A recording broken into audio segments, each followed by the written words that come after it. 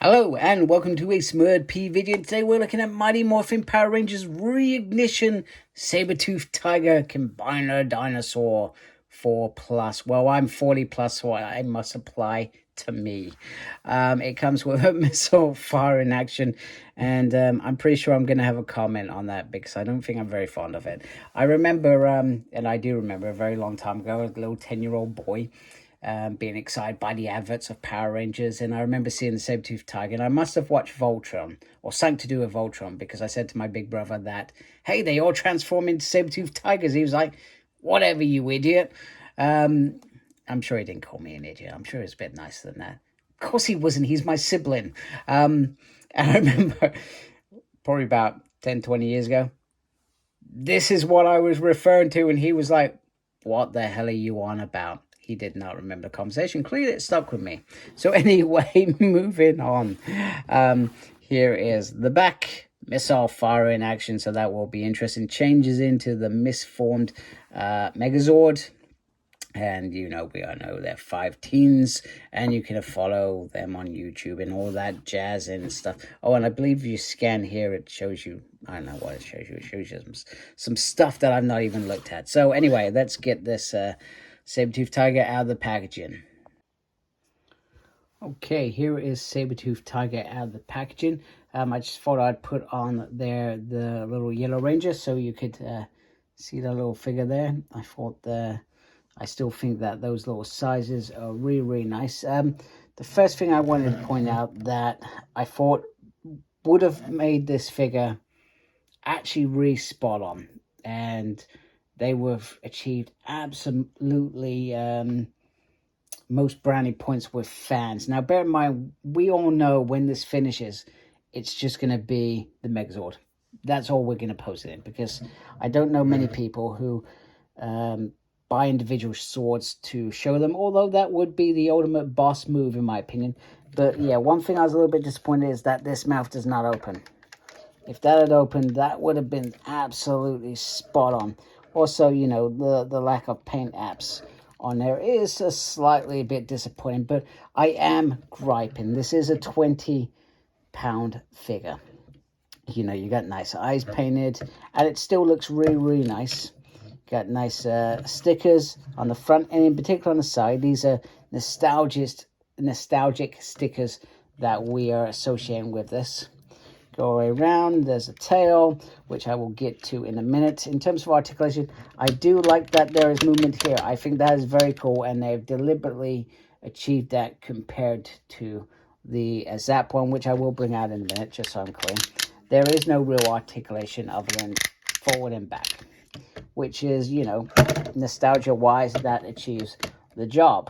And then the head's, well, you know, up and down. But I still think that looks pretty darn hot. Pretty darn cool. Whatever my words are.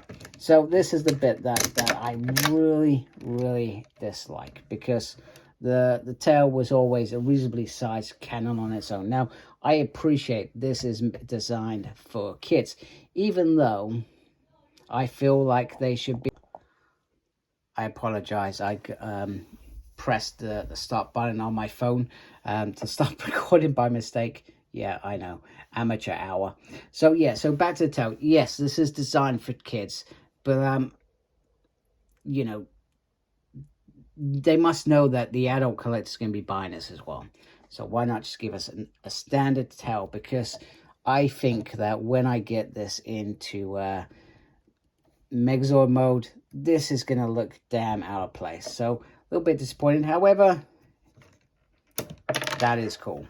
I give it that. So, even though I've got my gripes, and this is adult me rather than thinking about this being a child toy, it just, you know, is a little bit disappointing. You can see there now, it just looks like his tail's been bitten off. Yeah, you know, rather than it actually being used for something else. So anyway, what I do, let's bring in precious Zap Megazord. Look at that.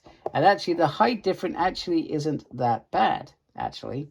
In reality, you know, there's not much difference. I mean, the difference is this is meant to be a premium figure compared to this. And actually, they probably weren't that far apart in terms of price point, if you think about these individually.